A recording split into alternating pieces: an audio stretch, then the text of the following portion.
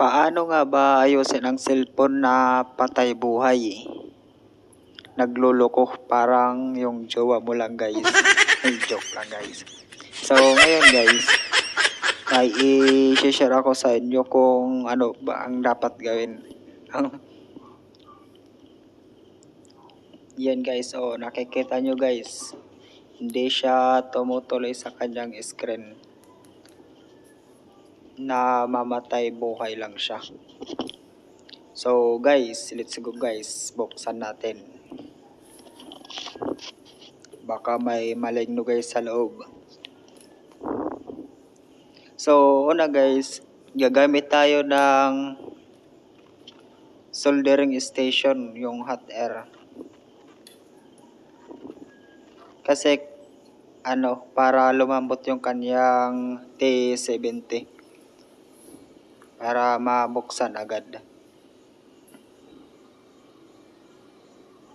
Kasi kung hindi nyo gagamitin ng soldering station or hot air, matutuklap yung kanyang pinakabalat. So, papangit yung kanyang cover. So, dahan-dahanin lang natin guys.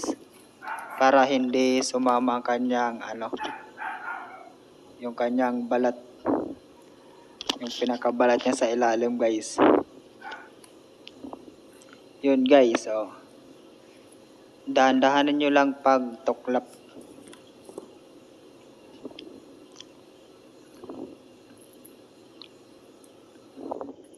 So, fast forward ko guys para hindi humaba yung video natin.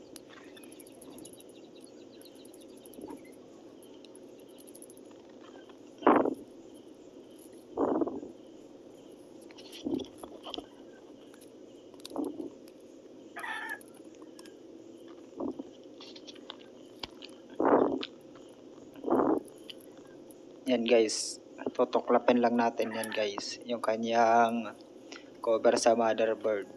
Saka yung sa battery guys, yung kanyang terminal, tatanggalin natin. So pati rin guys yung battery, tatanggalin natin para hindi tayo mahirapan. Kasi ang tatanggalin lang natin guys, yung kanyang fuse sa BMS. Diyan sa may battery.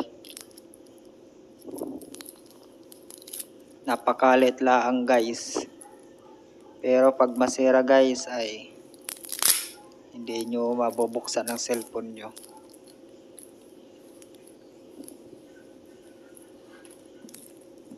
So yan guys, na ko na yung battery. Tatanggalin lang natin yung kanyang yung kulay orange na yan.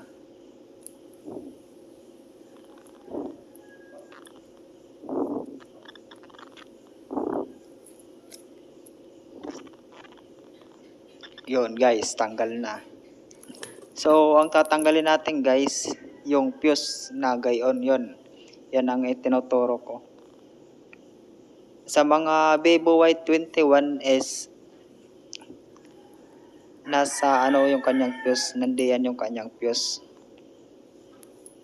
So kung maka-encounter kayo ng gayon, example yung cellphone nyo nagkakagayon, yan lang guys ang problema guys. 100% guys. Yan ang problema kung patay buhay. So guys, yan natanggal ko na. Papakita ko sa inyo kung ano ang hitsura guys. Yang gayon. Napakaliit lang, makakabili na ako ng kahit gayon lang kalit guys. Malalasing na kayo diyan. Saka jumper natin guys. Hindi na natin ibabalik yung fuse. Kahit wala namang yan guys, okay naman, hindi naman yan magkakaproblema.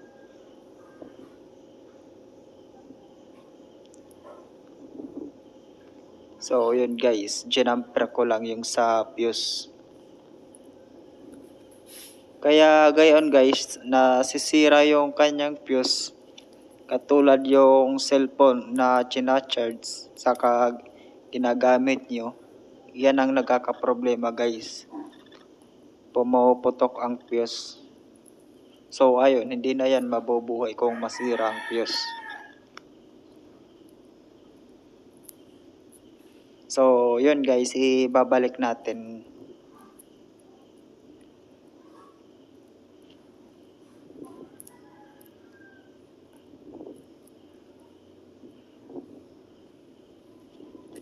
So yun na guys, sasalpak natin yung sa battery. Tingnan natin kung magkakaegi. Yun. Saka bubuhayin natin guys.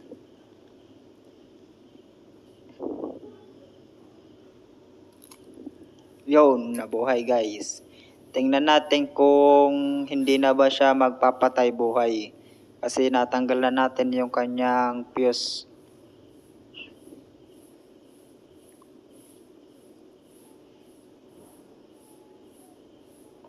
So, antayin lang natin guys kasi matagal yan kasi naghahang yung cellphone na yan eh. Kuwari kung madaming apps kaya matagal mabuhay.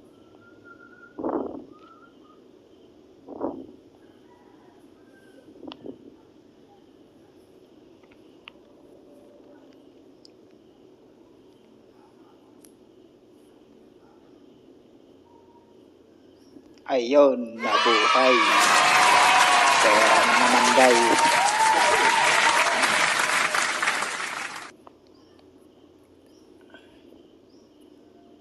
Nabuhay na.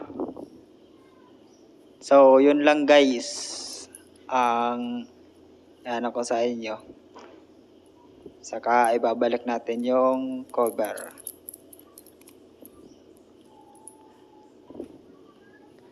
So guys, salamat sa panonood.